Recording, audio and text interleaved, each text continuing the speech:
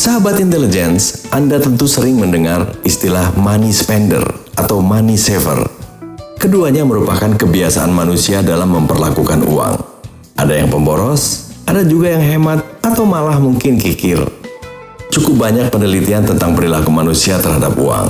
Misalnya, kenapa gara-gara uang ada orang bunuh diri atau membunuh orang lain? Gara-gara uang ada orang yang lupa akan hubungan saudara. Tetapi juga ada kalangan yang tidak peduli dengan uang. Pendeknya ada 1001 perilaku manusia terhadap uang. Kenapa bisa demikian dan apa pula implikasinya? Atau bagaimana perilaku Anda terhadap uang? Mari kita bahas. Pada dasarnya perilaku manusia dibentuk oleh latar belakang keturunan yang disebut dengan gen. Lalu dipengaruhi pula oleh kebiasaan di keluarga, pengaruh pendidikan, pengaruh lingkungan, dan kemudian kesemua itu membentuk pribadi, membentuk sikap dan watak seseorang.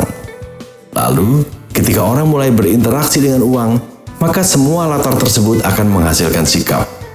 Seseorang yang masa kecilnya syarat dengan kemudahan, uang melimpah, dan tidak pernah mengalami kesulitan akan memiliki kecenderungan kurang menghargai uang.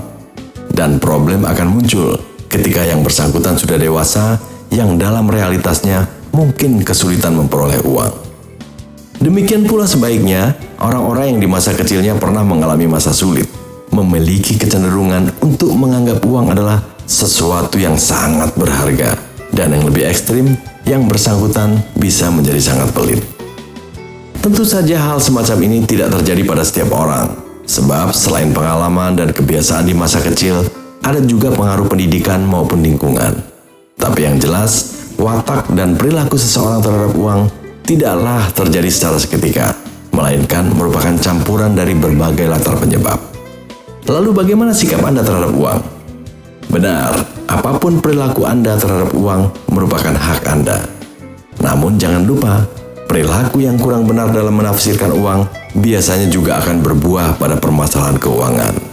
Oleh karena itu, tidak ada salahnya untuk merenung kembali bagaimana sebaiknya perilaku yang wajar terhadap uang.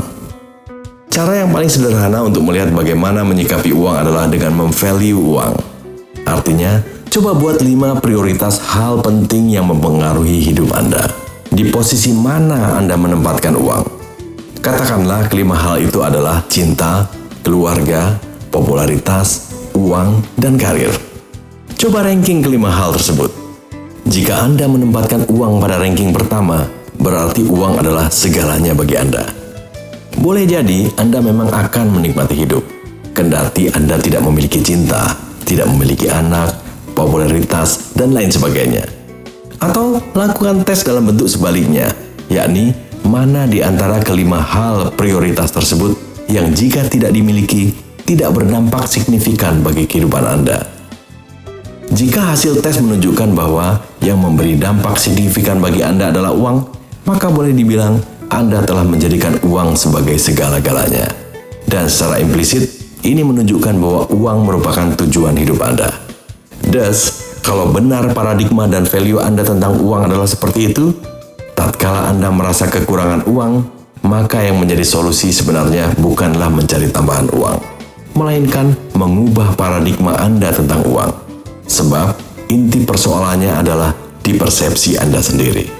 Dengan kata lain, berapapun banyaknya uang yang Anda miliki, Anda akan terus merasa kekurangan uang. Implikasinya, Anda bisa jadi lebih rela kehilangan persahabatan, cinta, atau malah berbuat hal-hal negatif demi memperoleh uang. Atau, Anda akan mengatakan bahwa persahabatan dan cinta sekalipun bisa dibeli dengan uang. Ya, memang itu hak Anda. Tapi banyak pengalaman memperlihatkan bahwa hal-hal seperti cinta dan persahabatan sesungguhnya tidak bisa dibeli dengan uang. Kalaupun ada yang membelinya, maka nilai cinta dan persahabatan itu bersifat artifisial alias palsu. Itu menyangkut posisi uang dalam hidup. Persoalan terkait perilaku terhadap uang yang lebih konkret adalah perilaku dalam membelanjakan uang. Sebagian kalangan beranggapan perilaku membelanjakan uang berhubungan dengan besarnya penghasilan. Artinya, kalau penghasilan besar, maka membelanjakan uang bukanlah persoalan. Masalah akan muncul jika keinginan membelanjakan uang tinggi namun penghasilan terbatas. Apakah benar pandangan semacam itu? Sama sekali tidak benar. Perilaku membelanjakan uang tidak terkait dengan besarnya penghasilan.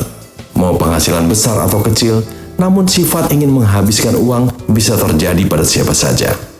Oleh karena itu, cara yang paling efektif untuk mengatasi persoalan ini adalah dengan membatasi berapa keperluan Anda untuk memenuhi kebutuhan. Jadi semuanya didasarkan atas kebutuhan, bukan keinginan. Sederhana sekali, bukan? Kalau memang solusinya begitu sederhana, kenapa kemudian banyak kalangan gagal menghentikan kebiasaan untuk membelanjakan uang? Tidak memiliki kemauan yang sungguh-sungguh, itu jawabannya. Itu seperti orang yang hendak berhenti merokok.